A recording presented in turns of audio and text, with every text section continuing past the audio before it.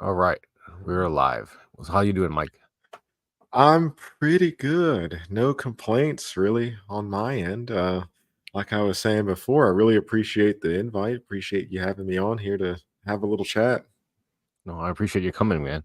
We had a debate on UDC debates, We and that did. was on transhumanism. That was about a year ago, right? I think now. Yeah, it's been a while. So, how do you feel about that debate after that? Well, actually, no. Before we, I'm sorry. Let me back up. That was not my plan. Yeah, My first thing I want to ask you about is, if you could just tell anybody watching in the now or in the future about your background. I understand that you're an educator in history and science and religion, and that you also are a PhD candidate. Is that still current? that's correct. Yep. All right. Yeah. Go ahead. If you could fill in the Yeah. gap. No, I appreciate that. Yeah, so I've been a history of an educator, broadly speaking. I teach history and philosophy at a college and a high school level. Starting this fall, I'll be working at a online high school. It's called Prisma Schools, teaching general high school social studies, American history, civics, world history, that sort of thing. I also adjunct at a couple of local colleges. I teach intro to philosophy, American history 1 and 2, that sort of thing. I've been teaching for about 10 years. No, over 10 years now. Time goes by so quickly. Wow. And yeah, my academic background is in mostly big picture, what I would call the history of science.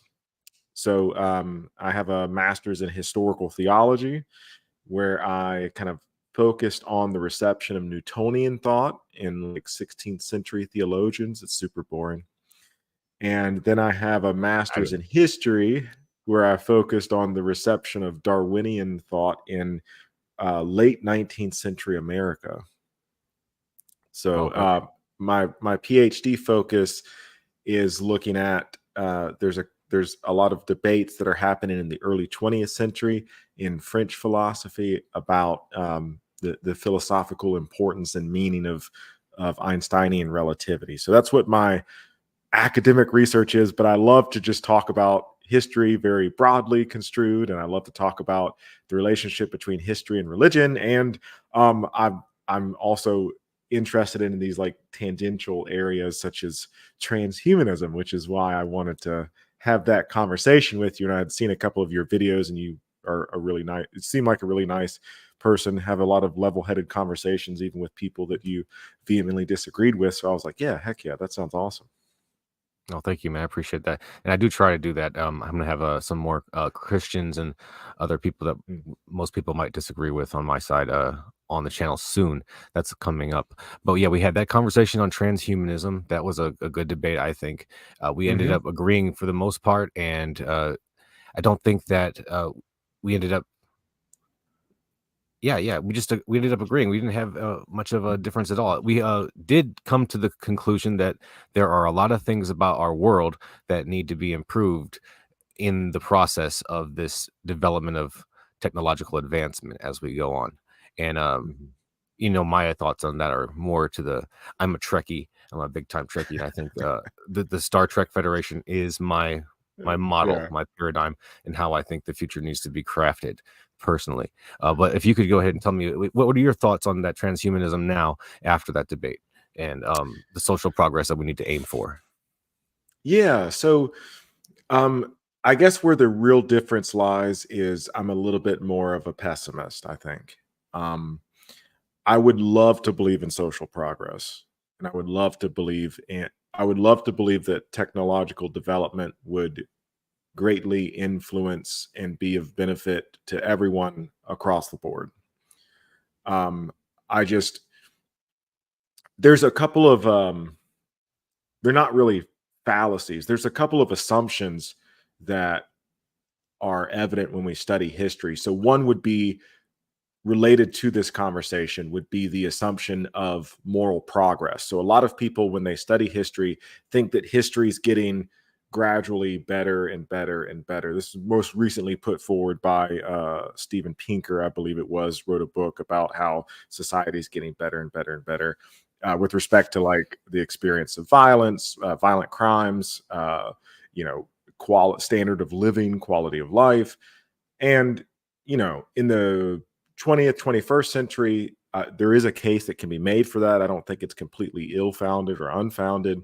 But my hesitation would be that it's not necessarily the case because history isn't, I don't believe that history is being orchestrated by some, you know, benevolent being that's history's leading up to a certain point. Or even if you don't believe in God, if you take like a Marxian view that history is progressing towards a Marxist state or something like that.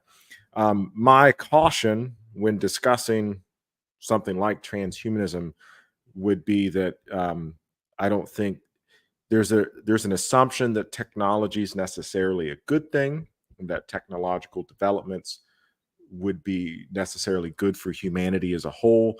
And really, I would just caution that that could not be the case. And in the debate, you know, the thing that I pointed to was the just look at the history of medical technology, for example. That's Yes, interesting. standard of life, quality of life has gone up. Yes, we're living longer. You know, generally speaking, most people have access to medical care. But of course, that's not true across the board. And what we see in countries like the United States, compared and contrasted with other countries, it's not necessarily the case that everybody's guaranteed access. Right. Yeah, I agree. You know, but there's one example that I like to point out when I'm trying to describe the potential downside, or at least the complexity of the intersection between technology and progress, is the advent of the automobile. Because Yeah. in the context of climate change as it stands today, it's not too difficult to make an argument that the creation of the automobile, the creation of the entire industrial age, and all that progress could be construed as negative or a bad thing, an immoral regression of some kind. Mm-hmm. Yeah. And to that point, I mean, you always got to ask the question, um, this technology is a benefit to who? Because the automobile, like, if I didn't have a car, I wouldn't be able to. I live in a kind of a rural area. I wouldn't be able to make a living. It would greatly impact and hinder my everyday life. But I'm also aware of the fact that me owning a vehicle is impacting the environment and that it comes at a cost, not just an environmental cost, but at a cost to the people who actually made the vehicle. And, you know, taking into consideration the like global market we live in, the technology that's available to us, I'm assuming a lot of your listeners are probably American or live in European nations or something along those lines. Um, the technology that's available to us comes at a human labor cost, a human life cost, in which certain groups of people are being exploited for cheap products. Right? There's a reason why Yeah, I'm able to to this buy that. day. Yeah, yeah, yeah, yeah. So, you know, not to rehash the whole thing, but that was, you know, Yeah, I which, mean, you know, even you're not disagreeing with me like fully on that point. So, you know, no, no, I don't think this is a debate. I think this is like a just yeah, a friendly conversation. yeah, I yeah, think that you know, even with the electronic vehicles, you know, you have the cobalt and the other elements that have to be mined in specific ways. yeah, They come from places that are not economically ideal or even, let's say, immoral. I mean, we can go that far. I'd say yeah. that's not a progress that we can really point to there. So Mhm, it's very difficult. And as you said, technology does not imply progress, at least on a moral front. Um, mhm. I guess one might be able to point to the potential for future technologies to alleviate these things, but then again, that's just, you know, assuming something in the future to make a case. Yeah, yeah. And I guess this is also like partly, I don't want to say personal because it's not really like something I was ever like personally invested in. But I remember when, for example, like Elon Musk first hit the scene, and he was talking a really big game. This was before he went on his like Twitter tirades and revealed himself to basically be like a right wing pundit. Like well before that, but I bought into a lot of this. We can give people like quality internet access, like even for people that are living in rural areas, to help them connect, to help them start their own business. There was this whole big push with the solar panels and electric vehicles, and I was like, oh yeah, this is fantastic, like let's do this. Not that I was like a Elon Musk fanboy or anything along those lines, but No, no, I'm right with you, man. yeah. I was there. I was had my fingers crossed, just like you. Get it? Right. Because it was exciting. Some of the technology that he talked about could really have made a huge difference, and still could. I mean, I'm not a expert on, technology predictions or the field and the direction that technology is going. So I would like to see, for sticking with like cars and automobiles and stuff like that.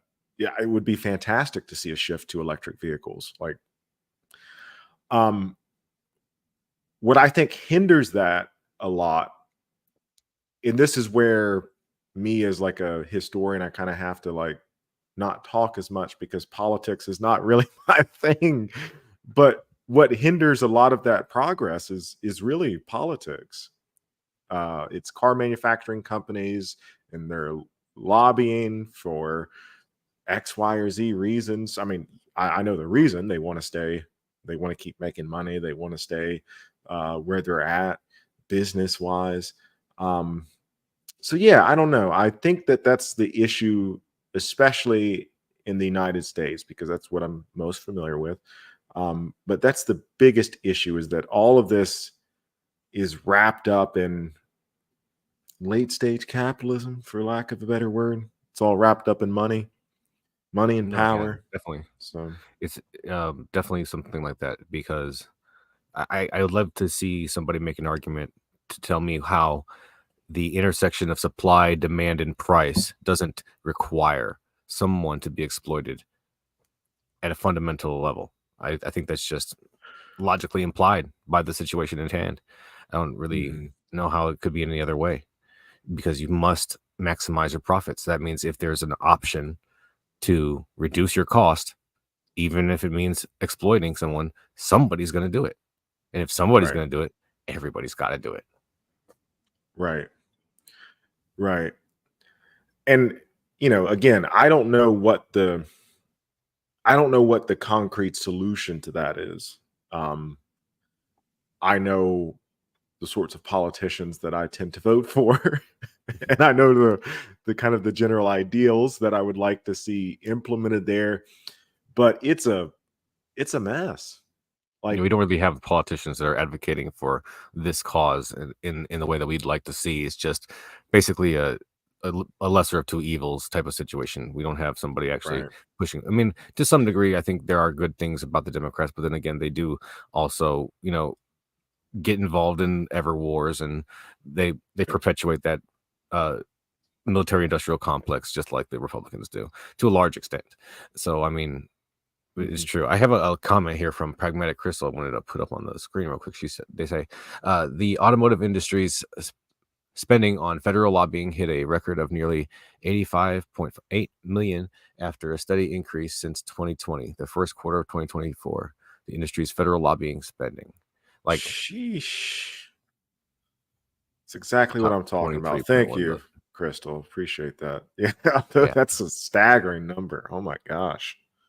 So I mean, but I mean, just to hit on that real quick, I think that lobbying should be banned entirely. I don't really see why 100%. there's a point to it. I think that politicians have a responsibility to go and get opinions from the populace as a whole, and they need to base their decisions on that. But we don't need special interest groups to spend extra money on that. Yeah, because it leads overwhelmingly to politicians helping and supporting corporations over and against people. I mean, it's tale as old as time in American history. It's been Yeah, happening. Yeah. absolutely. But legal you browser. are a educator on history and religion, right? So you Mhm. you talked about your PhD thesis. Why did you pick that again? Um, in there's a lot of reasons why I don't think I've ever been asked that before. Sorry. Was there um, no special reason, huh? well, I've always been interested in the history of science. I've always wanted to do something with more recent history of science. So most of what I've done prior to my PhD was like 15th, 16th century, and then late Mhm. 19th century. Um, and modern physics was always something that I was interested in. And I'm also deeply in, not to get too far out in the weeds here. Um, there's a Feel free. really, okay. I was really captivated when I first started studying philosophy. There's a philosopher named Thomas Kuhn. He Hmm. wrote what is the like it is the I'm gonna book Google him in while the you talk. history and philosophy of what's that? I'm gonna Google him while you talk. Okay. Yeah, he wrote what is the book, the standard in the history and philosophy of science. It's called The Structure of Scientific Revolutions. It is one of the most cited academic books in the 20th century. It's stupid popular, was stupid popular, is stupid popular. But Kuhn had a really big impact on me because he combined the history of science into the philosophy of science in a way that I hadn't seen before. So I'd always had this interest in Kuhn, and there's some French counterparts that Kuhn was influenced by, specifically a guy named Alexander Corre and Gaston Bachelard. And one of the things for a PhD is the higher up you go in the academic ladder, the more and more specialized you get. So I was trying to find a way to incorporate my interest in history of science on the one hand and my interest in the philosophy of science on the other. Um, and I saw that there was a need with research into Bachelard, um, who was writing in the early 20th century, and he's writing in the wake of Einstein's. Einstein published a couple of famous papers, one in 1905 on the electrodynamics of moving bodies. Um, the the advancement of physics was held up a lot by the First World War, and after the First World War ended, Einstein did like a European tour. He traveled to France, to England, to Italy to talk about his idea. German scientists were kind of prosecuted, persecuted, um, kept out of English and French speaking universities during the war because they were at war and politics again. And so there's these big debates that happen in the 1920s over, well, what exactly does Einstein's theory of relativity mean? Because Einstein said some pretty wild stuff that people weren't quite sure how to interpret, whether or not it was a thought experiment or whether or not we're talking about like physical reality. The most notable examples are the train experiment when Einstein denies absolute simultaneity. Basically, we all have our own perception of time, and that perception of time is limited to the individual rather than some Mhm. objective perception of time. And there's this twin thought experiment. One twin stays on Earth, and the other twin sent up into a rocket ship. The one that's sent off into the rocket ship returns after a certain amount of time, and the twin on Earth has aged a considerable amount. And so there was a lot of debate about, well, is that is that a thought experiment or could that actually happen? Right. Because Einstein said, no, like this is real. Like when I'm describing what would physically happen. And a lot of people, for obvious reasons, couldn't quite wrap their head around that. So there's a lot of fun debates that are happening. And that's kind of where my research led me because I think stuff like that's super. I'm a nerd, so I think stuff like that's super cool. So. And so your research basically centered around that period of time when he was incepting these things and publishing them, right? Yep, it's in France specifically. There's a super famous French philosopher that most Americans haven't heard of because he's French, but his name was Henry Bergson. And Bergson and Einstein got into this debate. And what I'm studying is the how that the implications of that debate in another French philosopher named Gaston Bachelard. So there's a lot there with So that's respect to even the later down in the yeah timeline. Right. Okay, I get it. 1930s, late 1920s, 1930s. 1930s. Okay. Yeah. Okay. So and how is that going? Are you finished with it, or is it published, or Uh, I do have a couple of papers on that topic published. One is coming out. Meh, academic publishing is weird. It takes like years for a paper to sometimes it takes up to a year for a paper to come out. So okay, yeah, I had a paper that I submitted for review a year ago. They got back to me. I think it was in like March of this year. And then they wanted a whole bunch of corrections. I sent it to them. They got back with me a couple of weeks ago and said that they were going to publish it. I'm not sure when it's coming out. Should be in the next month or two, really. maybe. I mean, listen, man. As a science nerd, you know, not a scientist or a science anything else, just a science nerd, right? That's what I am. This whole process is Heck yeah. fascinating to me. So you feel free to geek out and tell me all about it as much as you'd like. I want to know. I think people like me want to know, and that's what this channel is for anyway. So, I like mean, I'm not the sure if process. any. So Go ahead. go ahead. So no, you go ahead, please. You're not I sure. was just going to make a joke. I was just going to say I'm not sure anybody really wants to know about academic publishing, but yeah. No, I do. I do. I'm very curious because um, and I guess it's a perfect segue to mention it, I guess. But like, I wasn't going to mention this at all because I try to stay away from it. Like the Terrence Howard thing with Mm, um Neil deGrasse Tyson mhm. saying one thing, Eric Weinstein saying a different thing about the whole peer review publishing process. So I mean, it is kind of fascinating for people. They want to know, like you're telling me that you had published a paper. They sent you a paper with you send you back corrections that you actually had to make, which sounds very different from what other people might say. Yeah, I'm more than happy to talk about that. I've been in that world for a number of years now. It's Let me make a couple of qualifications by saying I publish in philosophy journals, not in science journals. Hmm. Um, it's not that the process itself is that much different, but the big difference is um, that sounds bad. I won't start off by saying that. Well, maybe I'll try to make this as sexy as possible. Um, I mean, don't worry. Don't get in trouble for me. I just want to know how it is. yeah, so like what generally happens for philosophy, you have a number of established journals. Typically, you'll have from time to time the journals will put out what they call a call for papers. So my most recent paper, this journal had put out a call. We're looking to publish papers on the theme they like to do. They like to organize journals around a theme. This theme was related to memory, memory and art. So I responded to it. I sent them a rough draft of my essay for consideration. They reviewed it.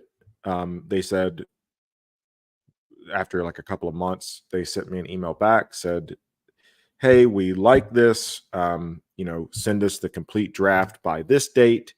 Um, I sent them that complete draft. And then what happens after this? This is what's called peer review. And science, philosophy, literature, everybody uses the peer review process.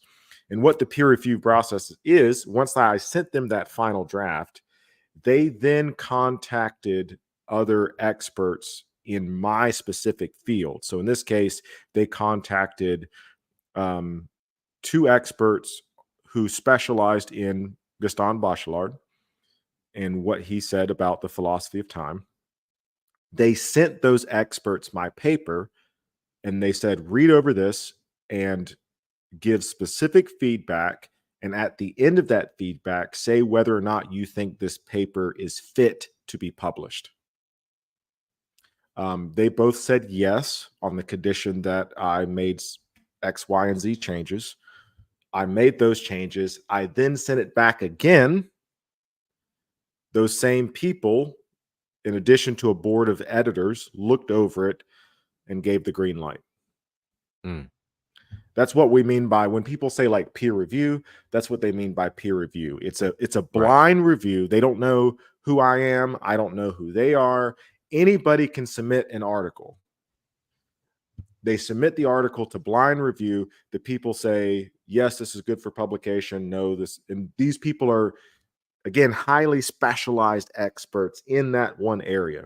So, like, for Right. example, if you were going to write a paper on, um, I don't know, the history of automobile manufacturing in the United States, that's something people write papers about, Sure. right? So, you would write the paper, you would send it off. There are historians who have dedicated their whole life to studying the history of automobile manufacturing. They would read that paper and say yes or no. Mm. No, I get that. Okay, that makes sense. That's awesome, and it seems like it should be pretty effective at uh, screening BS. I think Right. that I don't know. You tell me. Are there any issues that you would identify with the whole system as a whole? I mean, there are, and people have pointed it out. In philosophy, not so much, because this is the controversial point I was going to make earlier. There's no money in philosophy. Okay. Nobody's making money in Yeah. philosophy. Yeah. I'm writing papers because I like to write papers. The people are reviewing papers because they like to review papers. I mean, you could add it to your like CV, your resume. So I guess it does like help you out professionally, but there's no cost to it other than the time I spent researching and writing the paper. Hmm. Where this starts to get tricky is in the sciences. Oftentimes, who are conducting sometimes elaborate experiments. Sometimes these experiments cost a lot of money. And sometimes people aren't super careful about validating the experimental results. So, other people have written about this. I'm not the person to listen to about it, but there's a replication problem, especially in a lot of the more sciencey fields, Hmm. fields that utilize experimentation and data based off of those experiments. The problem of replication being sometimes these studies are published and the experiments haven't been replicated, haven't been verified. So the results of those experiments haven't been confirmed, which is what science is supposed to be predicated on: replicable, repeatable experiments, right? Let me ask you a Um, question. yeah, Would it be fair to say that the peer review process is not designed to handle falsifying of data? yeah. I mean, so again, I can only speak in my area. Um, it's easy to falsify philosophy, Sure. and because we're talking about ideas, and in my case, if I say it's the same with history, right? So if I were to write like a history of your life, and I were to say, well, towards the end of Kaz's career, when Kaz was interested in I don't know why I'm using this as an example, but I'm going to run with it.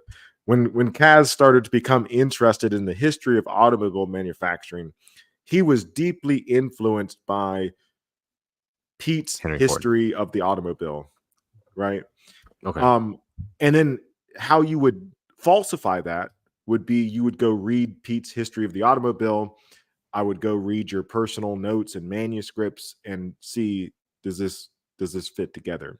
It's easier with philosophy because we're dealing with like physical books.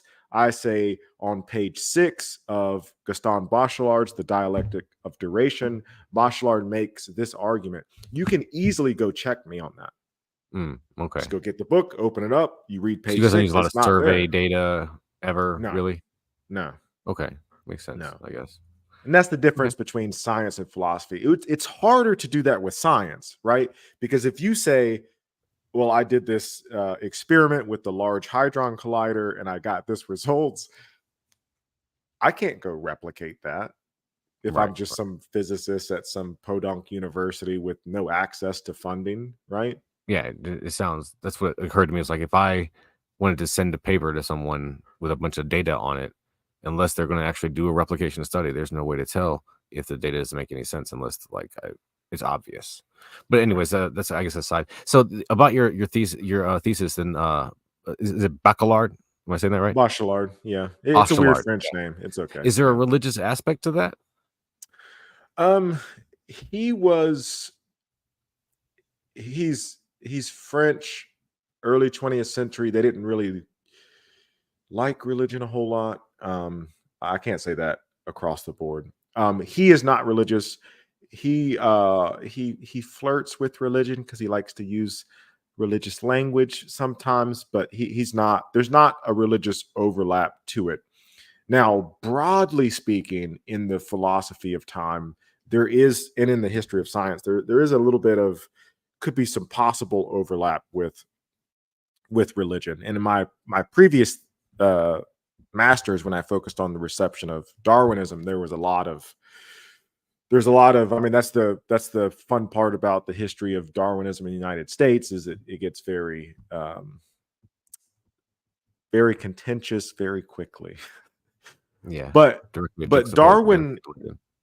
yeah, so like, because, and there's a reason for that, and the reason for that is what Darwin said about the origins of the species and the origins of human beings on a surface level has a direct has direct implications for what the Bible said about the origins of humans.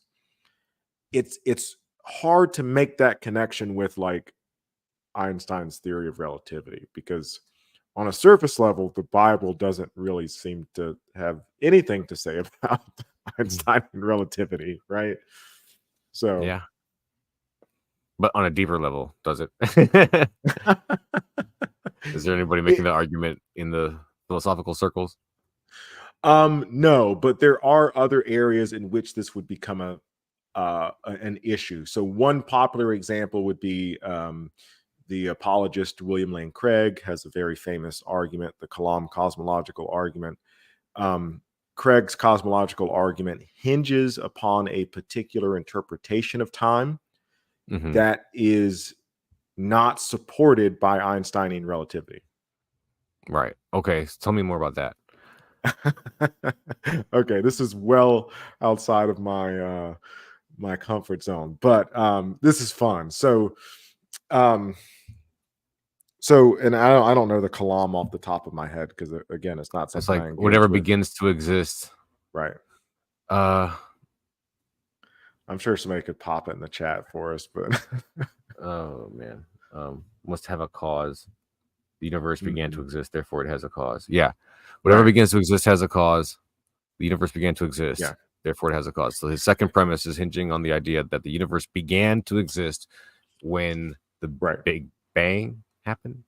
Yeah. Yeah.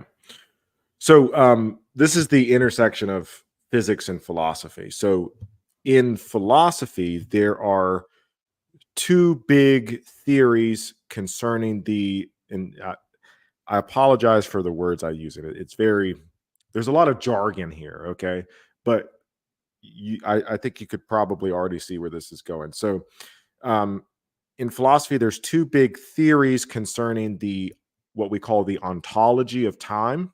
So, Hmm. ontology in philosophy deals with questions of existence, whether or not a thing exists, Right. and whether or not time exists is a big question in both physics and philosophy. Hmm. And there's two positions in philosophy. One's called the A theory of time, and the other is called the B theory of time. And the A theory of time takes those temporal distinctions, past, present, and future, Hmm. and says that those are real distinctions with respect to the ontology of time. So the past is a thing. This That's a gets theory. A theory, yes. Got it. And Past, so, present, future are distinct concepts and things in reality. yes, are Okay. things in Got it. reality. So to say that the Big Bang happened at a set period of time is to presuppose a form of A theory, or to say that the universe began to exist presupposes a form of A theory. The big objection to the Kalam is that, again, on a surface level, and Craig does have, to his credit, he does have arguments for this, but on a surface level, what we know about the universe, and so far the two big theories that we have are relativity theory and quantum mechanics, both of which don't seem, in both relativity and quantum mechanics, there is no thingness to time. Time appears to be, in relativity, it's a standard unit of measurement based off the speed of light, but it's not a thing in the sense that time itself has no inherent properties. There is no universal clock that measures time throughout the universe, so there's no standard definition, understanding, or pervasive essence of time in relativity. Because it's all relative. Right. It's relative to the observer. Got it. Yeah. So the big question for to where it overlaps with the Kalam would be, you would have to show how the Kalam can be, and so as a result, let me back up a little bit. So as a result, a lot of philosophers and physicists who are more philosophically inclined, like Sean Carroll, would say that contemporary physics is more so in line with B theory of time, although physicists could give two shits about philosophy. Well, to be honest, right? They don't need to know about philosophy. They're just doing physics, right? Right. But it seems like B theory is more in line with contemporary physics. So that would be where there could be some intersections between philosophy and religion. That's a example, but yeah. Okay. Yeah, I totally get that one. And so going back into your work as an educator, um, what do you usually focus on as far as your video content? Yeah, so I have been there's because I've spent most of my career studying the history of science. There's a specific argument that a lot of apologists like to use that rubs me the wrong way, that I fundamentally disagree with. So I make a lot of videos about it. And it relates to the history of science. And this is the general argument. I made a video recently responding to Michael Jones' Inspiring Philosophy. David Wood has also made a video about this. And then, like, more, this sounds bad, more educated apologist. Michael Jones and David Wood are both educated. David Wood has a doctorate in philosophy, I think. But people like William Lane Craig, people like Stephen Meyer, who's the Irish guy? I can't remember. John, The Irish guy. Irish. Is he Irish? He might be British. I apologize. I don't want to offend anybody there. So, Anyway, yeah. Anyway. they make this argument, which ultimately I think is rooted in a form of, oddly enough, I think it's rooted in a form of political conservatism, which I'll come back to. That sounds odd to make the connection there. But they make this argument that Christianity is uniquely responsible for the rise and the development of modern science. Mm, yeah, I've Um, heard that one before. yeah, it's really common. A lot of the big apologists, the popular level apologists, either have written books on this subject or have made videos on this or use it as a way, and it's oftentimes used as a way to justify the moral, cultural, intellectual superiority of Christianity, specifically to argue that Mhm. Christianity is somehow unique over and against other religious traditions. Right. So how do That you approach that? What's that? How do you approach that when you're attacking that kind of idea? Yeah, there's a lot of ways to approach it. I have a couple of standard objections, but I had a conversation on a channel called Theology Unleashed. There was a science teacher, and I apologize, I can't remember their names. They wrote a book called Of Popes and Unicorns, in which they kind of make this argument. And so I kind of had like a conversation slash debate. It wasn't really like a formal debate, um, but I kind of had a back and forth with them. David Hutchins. And yes, yeah. Right. And James, I can't pronounce James' last name, but James is an actual historian of science. Oh, okay. Um, and they asked me during that conversation, well, why does it matter? Like, why are you objecting? Basically, in a friendly way, like, what does it matter that we make the argument that Christianity is uniquely responsible? Um, and the reason why it matters, and I'll say this before I get to your other question there, is because this is actually a form. This goes all the way back. This is a type of colonial argument that you see used by the Spanish and eventually by the English and the French to justify the oppression and the enslavement of both native populations and African Americans, because the argument is that these people don't have science, these people can't do science. We're bringing science to them. They need it because Hmm. without us, they wouldn't have it. And so there's this old colonial argument that people of color, that women, even women within Europe, were incapable. They would never explicitly say this, because I don't think a lot of apologists realize where these sorts of arguments come from. But that these people were incapable of doing science, and that as a result, they did not have science or did not do science. And so, one of the ways that I respond to that argument in a couple of different ways. First and foremost, is I call attention to the fact that there's the assumption that science only appeared in 15th century Europe. It's very easy to provide counter examples to that.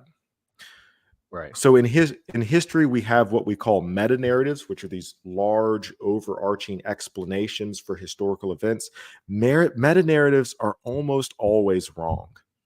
And the reason why they're almost always wrong is because all you have to do to push back against a meta narrative is to provide a counterexample. This is the falsification in history, right? So if you make a historical claim about one of the founding fathers, if you say, for example, George Washington was a devout evangelical Christian, how do I falsify that claim? I show you evidence that he was not. Right. He was probably a deist, but I'm sidetracking myself. So all you So, need is just example of was it 15th or 13th century? yeah, 15th century Europe. Yep. And as it turns out, literally anywhere you look, take your pick. You can look in ancient Africa, you can look in ancient China, you can look in ancient India, you can look in ancient Mesoamerica. They all had what looks like science. Hmm. They were all doing early forms of astronomy. They were all doing early forms of agriculture, botany. They were messing with the genetics of plants. They didn't have the concept of genetics, but they're all producing and growing plants for specific outcomes. They're all extraordinarily advanced in terms of like engineering, in terms of the health sciences. Some of the oldest manuscripts related to what we would consider medicine go back to Egypt. You're talking like 4 or 5,000 BC medical Right. manuscripts talking about you mix this plant with that plant and you could cure like a headache. You mix this plant with that plant, it'll help the fertility of a woman. The ancient Egyptians were even talking about like what we would consider like mental health, Yeah, I right? made the point in the video that I just released live a little bit ago that the cesarean section comes from ancient Rome. Right.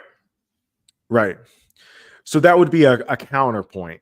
to that claim, because the assumption that's oftentimes used by the apologist is that science began in 15th century Europe. So Right. the where I would start off is, well, we have thousands of examples of that not being the case. And so from there, and the most blatant examples of this is ancient Greece and medieval Islam. Like, if you're saying that science started in the 15th century, well, what the hell were the Greeks doing? Right.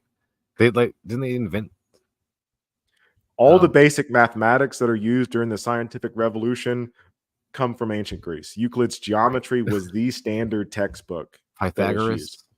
Yep, Pythagorean theorem. Yep.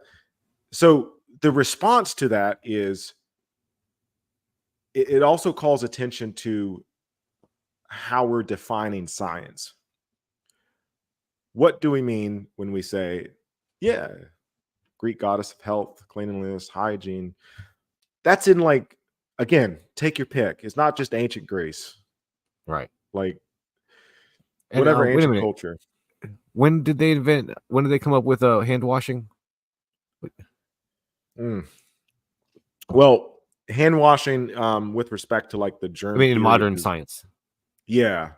Yeah. It became a big deal with the germ theory of disease. I think it's like late 19th century. If I'm not, don't quote me on that. Right. Yeah.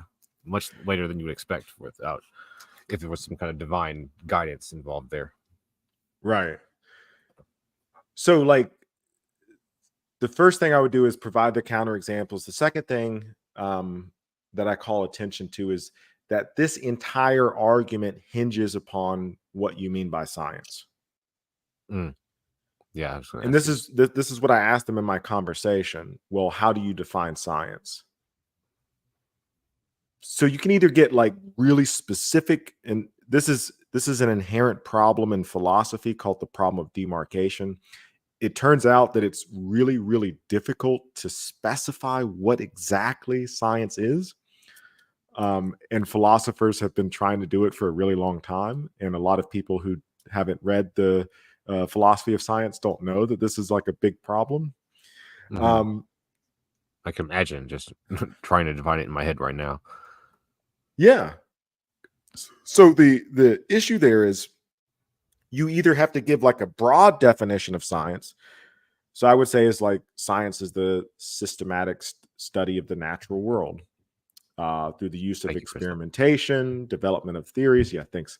Crystal's always there with good insight. Yeah, the systematic study of the natural world, the development of theoretical explanations for natural causes, the use of experiments and observations. And if you take that general of a definition, well, then what's the difference between ancient Greek science and 15th century European science? And it turns out there's not a lot of difference. Format and axioms, I'd suppose. Yeah, I mean, that's part Language. of it. Yeah. But like modern science, like, so let me ask you, like, when you think of science, what do you think of? Well, I think of the effort of obtaining knowledge. As most broadly as I can think of it. I think anything that is an actual legitimate pursuit of knowledge could be considered a science. Yeah. Yeah. And by that definition, I wouldn't really object to that definition. I would say knowledge about the natural world, maybe. Um, yeah, most people have had some form of science in their history. What's aggravating about, like, I recently reviewed Michael Jones's video, in which he's responding to somebody that said that Islam was the bigger influence on the development of modern science. And so Michael Jones does this linguistic trick where he says he makes a distinction, a separation between quote unquote Muslim science and Christian science. Nice. What's the difference? Are Muslim scientists not doing astronomy? Are Muslim scientists not using geometry? Are Muslim I mean, scientists not doing star charts? Like, I you was know, gonna ask what are Christian scientists, but then I thought about Ken Ham and people like that, and I yeah. thought, "Oh, yeah, that is a real thing." But yeah, I don't think there's a big difference. And one of the weird, another thing that this argument assumes, and this is a little stranger, more into the pie in the sky philosophy territory, but there's also this assumption of the continuity of science, that science has remained the same thing throughout its history. Mhm. And Thomas Kuhn, the philosopher that I'm most influenced by, as well as Bachelard, argue that the history of science is disruptive, that it's piecemeal, that science is something which has started and stopped multiple times throughout history, and that there's no that you could call what the ancient Greeks did science, and you can also call what Newton did science, and you can also call what Einstein did as science, because science isn't getting closer and closer to the truth. The truth. It's providing better and better explanations of the natural world, but it's not cumulative in the sense that if you go study physics at university today, you don't start by studying, you don't learn Newtonian physics. You'll learn some of the principles that Newton developed. You'll learn Newton's laws of motion. Everybody learns those in high school, but you don't learn Newtonian physics because you don't need to understand relativity theory. Right. It's not like you take a a PhD in only Newtonian physics, right? Right. It's not a prerequisite to understand relativity because Newtonian physics doesn't build up to relativity. You don't study Newton a long time and eventually get to Einstein. Einstein completely did away with very fundamental Newtonian concepts, the most important of which is time. So Newton argued that time and space are fundamental features of the universe. They're the same always and everywhere. Newton's like famous thought experiment is try to think of something without thinking of that thing in space and time. You can't do it. Um, and this is another overlap with religion. Newton also believed that space and time were features of God, that they had to be features of God. It's a weird concept. It's really fun to think about. Newton called the universe God's sensorium. Mm, Like that was God was immanent throughout the we're not talking about like Jesus loves me, this I know type of God. We're talking about like a very abstract, impersonal God of the philosophers, right? right. Okay. Um, I'm sidetracking myself. But yeah, so for Newton, time and space are absolute features of physics. They're not absolute for Einstein. Right. Also, what Newton meant by gravity is fundamentally different from what Einstein meant by gravity. Once you get to quantum mechanics, it's even weirder. Basic concepts such as place and space now have radically different meanings. Mhm. So So, yeah, it's not cumulative. yeah, I know that might have been a little out there, but yeah. No, no, no, it's great. No, thank you. Um, so time being relative, and then what does that mean for the beginning of the universe in in your view or in your research? Yeah. Um, Do let we me have also talking about a make the past eternal type of thing, or are we talking about mhm. some kind of paradox? Yeah. Um, let me make the caveat, the disclaimer that I always make. I'm not a physicist. Please don't take anything I say all that seriously when I'm speaking about physics. Just a historian of physics. Um, but from my understanding, and because this is so much fun to talk about, so I would say that to say that the universe had a beginning, well, you're already using temporal language, right? Beginning. So past, Hmm. present, future. That's going back to that whole like assumptions A about theory. the A theory of time. So it's like it's a sort of non-starter. It's a nonsensical question. It's a question that doesn't have a direct reference. Hmm. Kind of like the question for theists, like, could God make a burrito so hot even God couldn't eat it? They would say, well, that it just doesn't make sense. Right? Why would God do that? So how do you conceptualize that? Like, how do you deal with that as a concept when you're trying to wrap your mind around your own existence and your own philosophy? Well, you can't. This is what's so weird about it. I don't.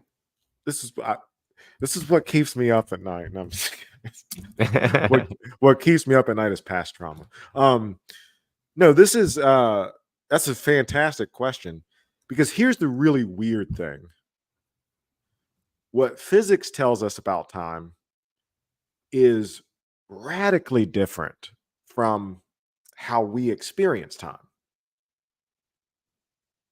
Like I had a past, I had a childhood, right? Hmm. I have memories from that childhood. So like to illustrate this, like how do you conceptualize time? How do you think about time? Are you asking me? Yeah. Oh crap. Oh no, not ready for that one. How do I think about time? I think Mhm, that we I mean, I honestly think that it must be something there must be some kind of underlying temporal nature of this thing. Like actions must precede from causes and etc. I think that mhm, ultimately it has some kind of quote unquote beginning. mhm. Okay. Like within the context of your life, like just basic word association, like when you think of time, what comes to mind? It'd be like clock, watch, stuff like Mhm. that. Yeah. Ticking, yeah, cause and effect. Okay. Would it be Yeah, fair to say you have like a linear conception of time? One thing yeah, happens after yeah, another after very. another. Yeah, Yeah. try to think in like the circular or other whatever it might be, and Mhm. I get ideas, but then I start to get really skeptical of those ideas because Dunning Kruger and stuff like that. Hey, well, you're a little bit more self-reflective, I think, than most people. Um, so I asked that because, yeah, time appears to us as linear. Like we view our lives like along a timeline. There's like a natural progression to it, and it seems really weird to question that, right? Yeah, it does Like, absolutely. what would that even mean to say that like my past isn't real? And that's like the intuitive appeal of A theory. Like it Hmm. really does seem like the past is real. I lived it. I was there, right? I have friends that remember when I we used to mean, like play real. Like, baseball what does that together. mean though? When you say real, that's different though. Because like, Right. is it real now? No, I wouldn't say that the past is real right now. Hmm. The past is a previous state of now, Right. right? I No, mean, that's good. That's good. That's good the future philosophy isn't because real, but it will be real.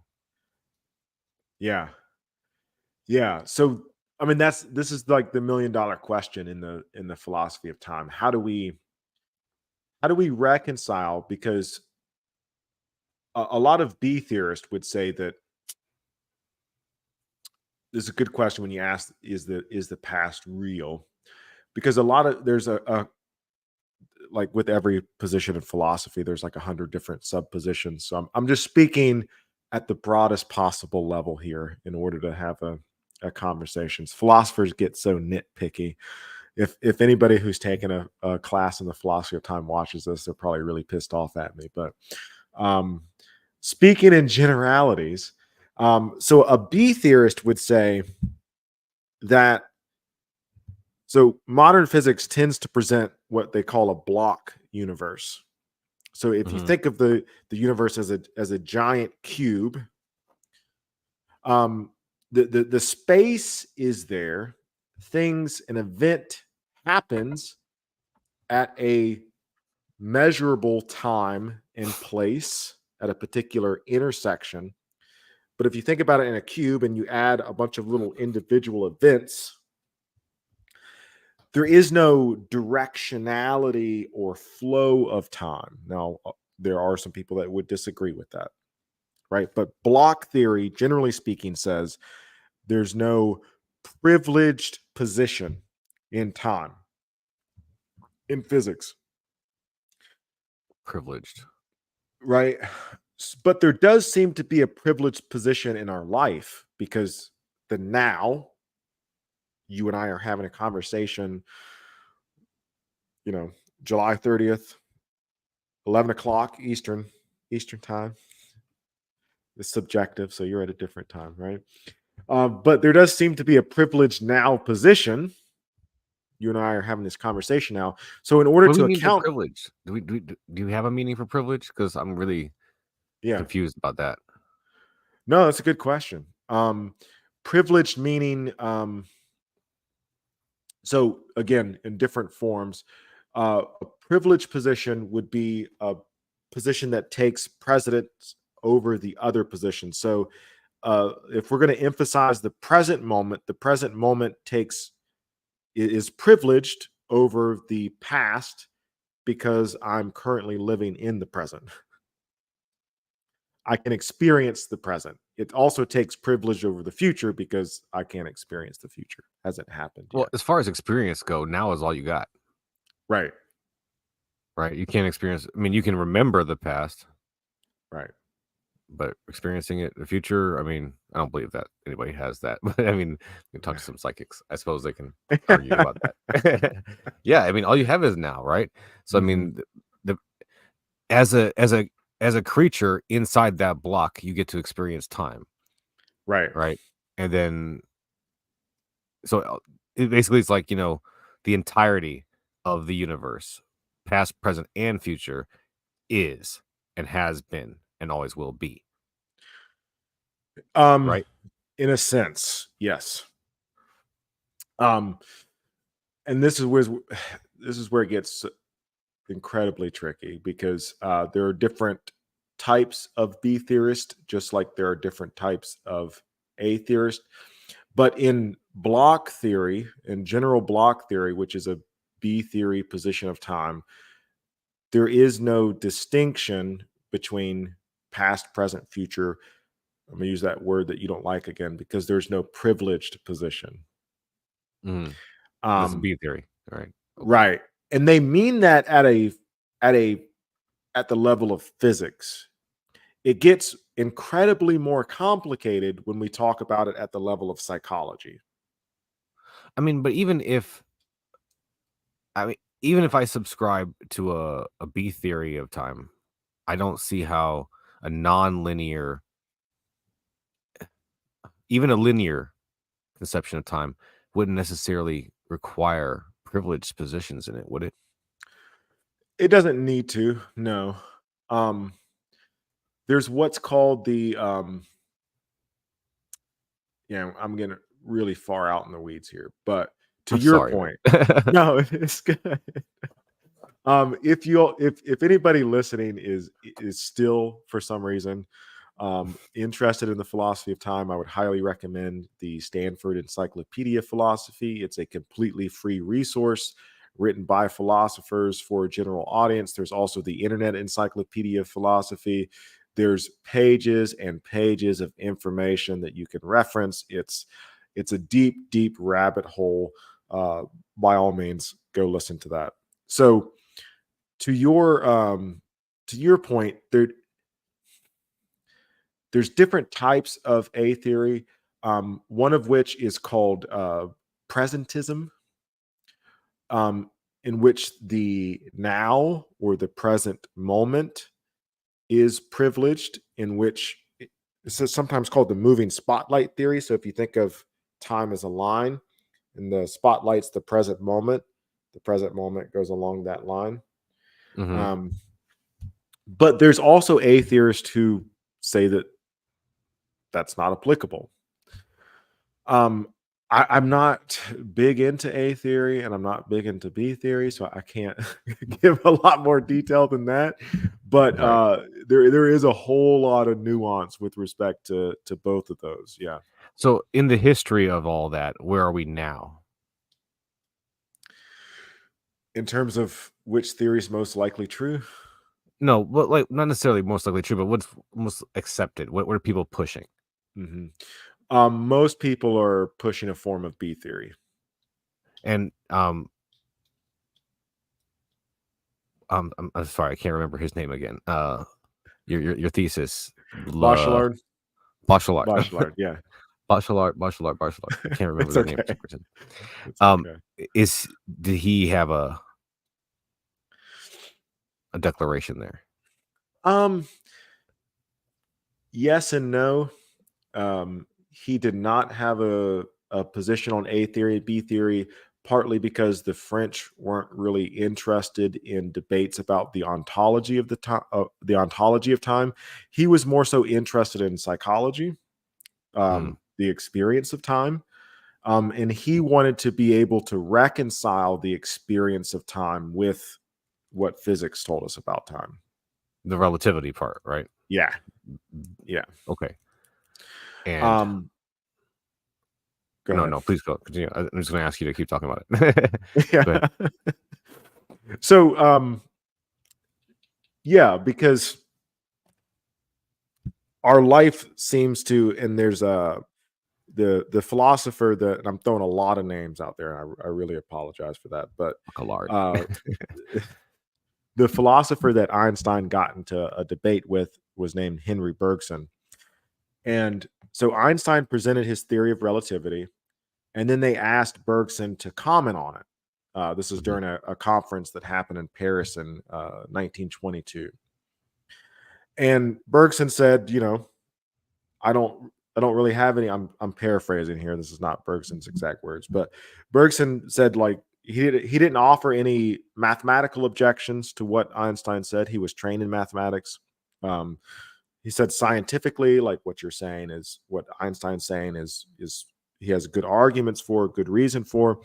But then Bergson says the reason why he can't accept it is because, and this is a direct quote, we all feel that we endure. Right? Think about Endure, like that that we that like we persist through live. time. Yes. Okay. Okay. Yeah. And that belief in persistence is like one of our most fundamental features of life, Hmm. that we exist, that we have exist. And so Bergson, his big question to Einstein was like, what do I do with that? Because I mean, it's what almost like saying science has revealed that actually the sun is red. It always has been. right. Like, what am I supposed to do with that? Yeah. So Einstein's response is kind of funny because Bergson says it feels that we endure. It feels like duration is a basic like temporal category that we have existed. That's a basic category of talking about our experience of time.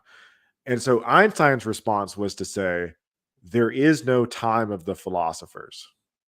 Like you philosophers can keep talking about time all you want to, but if you want to know what time's really like, talk to a physicist. So it's kind of Okay. dismissive, right? Yeah. Very dismissive. So Bachelard is coming in the aftermath of that and saying, okay, well, let's take what Einstein said serious, but let's also take what Bergson said serious.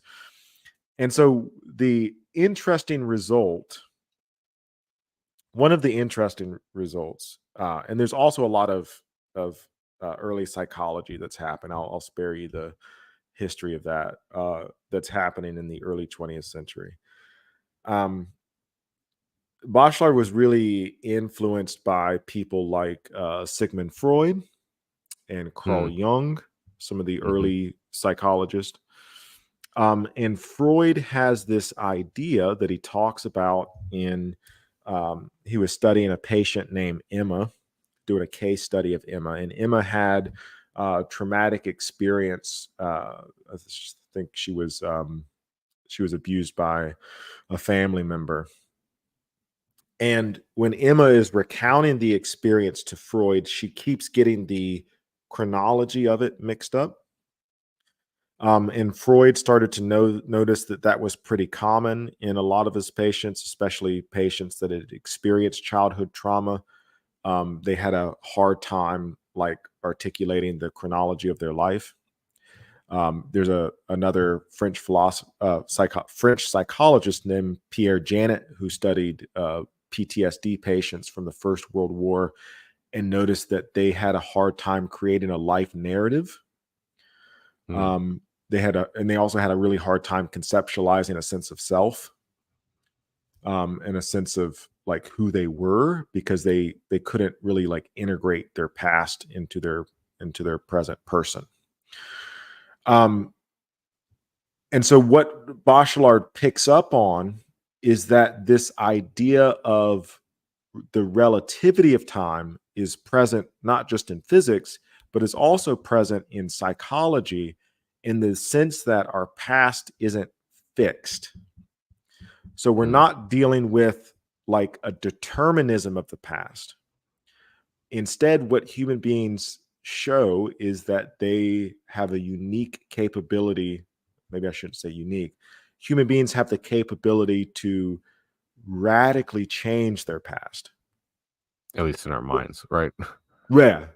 Or interpret our past. Like, and this is especially the case with trauma, right? Mhm, So you take whatever traumatic experience you want to. What Freud started to observe is that a patient, even a patient that had been brutally abused, would be capable later in their life of seeing that abuse, putting a different spin on it, to the point where they were no longer like beholden to that trauma. They were able to like overcome that trauma. They were able to see how that trauma, whatever interpretation they put on it, how they were able to interpret how that trauma benefited them, or how they were able to say that because of that trauma, this good thing happened or that good thing happened. And so, what Bachelard calls attention to is our ability as humans to do that. And that's what most of my writing's about. it's very Um, interesting. Hold on one second, I'm just trying to switch my, headset real quick, 1 yeah, second. yeah, no worries. Yeah, there we go. Cool, cool. I can't hear you now. Hold on 1 second. Oh, wait, there you go.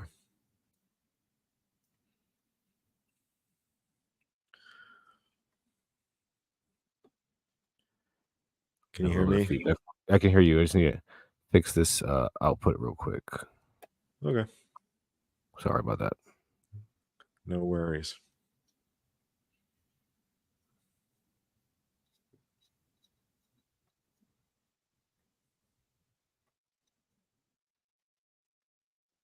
Alright, can you hear me? I can, yes. Alright, so sorry about that. Alright, No, you're good. back at it. So, the human experience of time and our ability to rewrite our past and reinterpret those events, but then this is around the time, this is before videography, right? There was videography. It was just very basic. Very basic, okay. Yeah, Did they he had discuss cinemas and that stuff. They at had all? movies. What's that?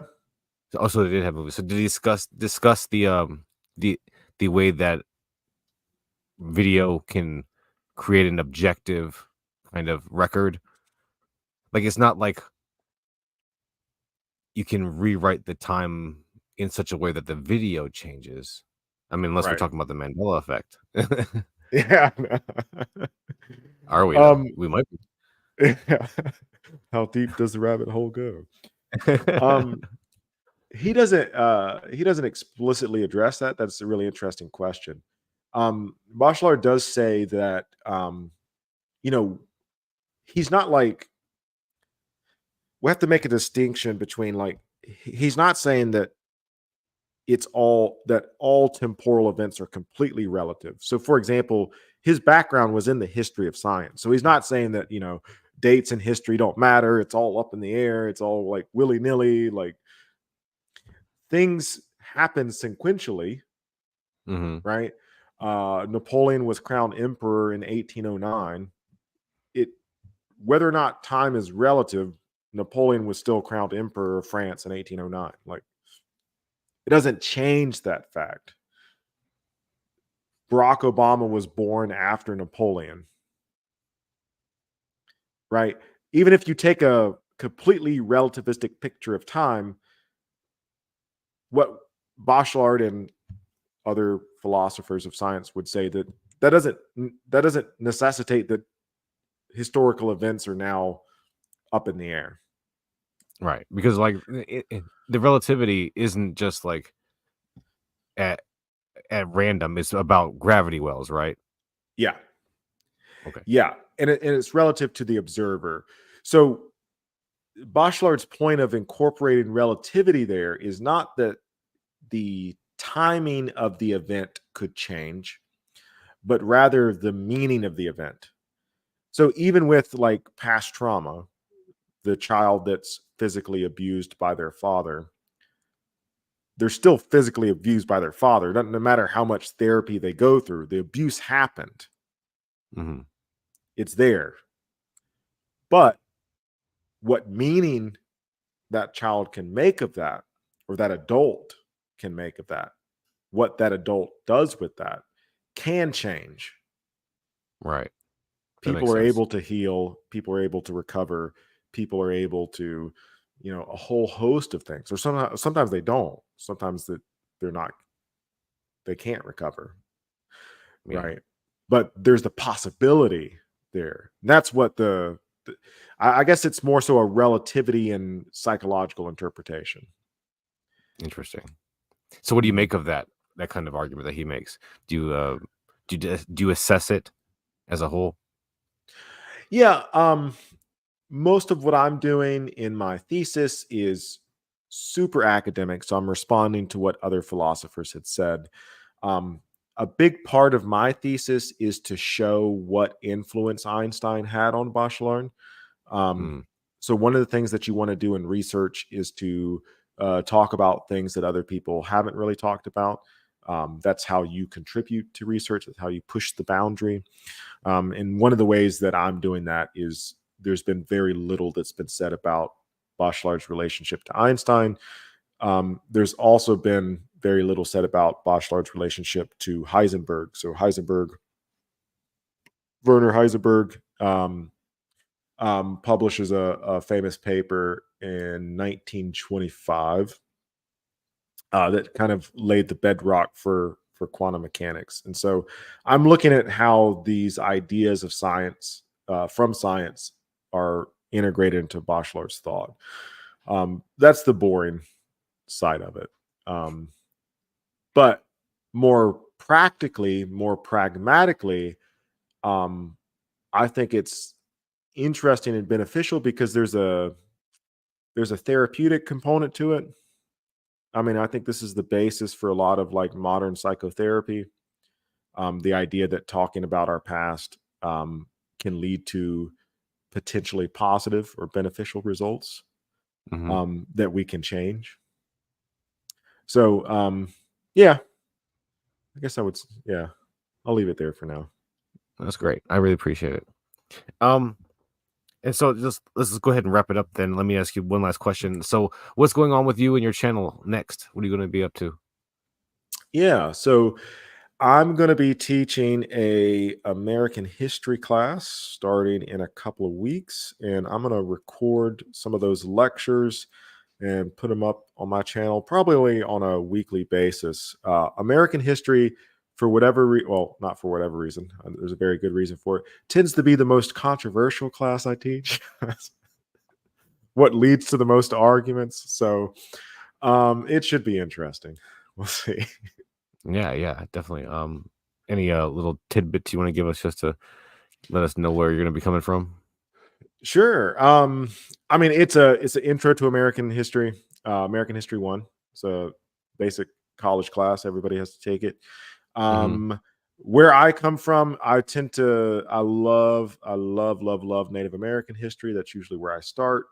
From there, Nice. my background is more in intellectual history. So I talk a lot about the political philosophy of the early Enlightenment, Thomas Hobbes, John Locke, how that influenced Jefferson, Franklin, the other founding fathers. I like to do a deep dive into some of the early documents, the Declaration of Independence, the U.S. Constitution, the Federalist, Anti-Federalist Papers. I love all that stuff. So I'll be spending a lot of time there. Yeah. That's great. Well, I really appreciate you stopping by, Michael. We're going to go ahead and wrap it up now. We want to let Yeah. everybody know that Michael's linked in the description below, along with the debate that we had before. And please go ahead and check him out and subscribe to his channel if you can, and also like and subscribe if you want to this channel. And Michael, you gonna have any last words to say before we wrap it up? Hey, Kaz, I really appreciate you having me. Fantastic conversation. Thank you. Thank you so much. Well, thank you. I learned a lot. Definitely want to get more into the A theory, B theory stuff, and try to get my mind around this whole idea of circular time or whatever it is, whatever shape that might be, since it's not linear. But yeah, thank you so much, Mike. We'll have another conversation again sometime soon. And thank you Appreciate it. all for stopping by. Remember, it's the bridges we build, not the bridges we burn, that give us the edge. Everybody have a great night. Peace.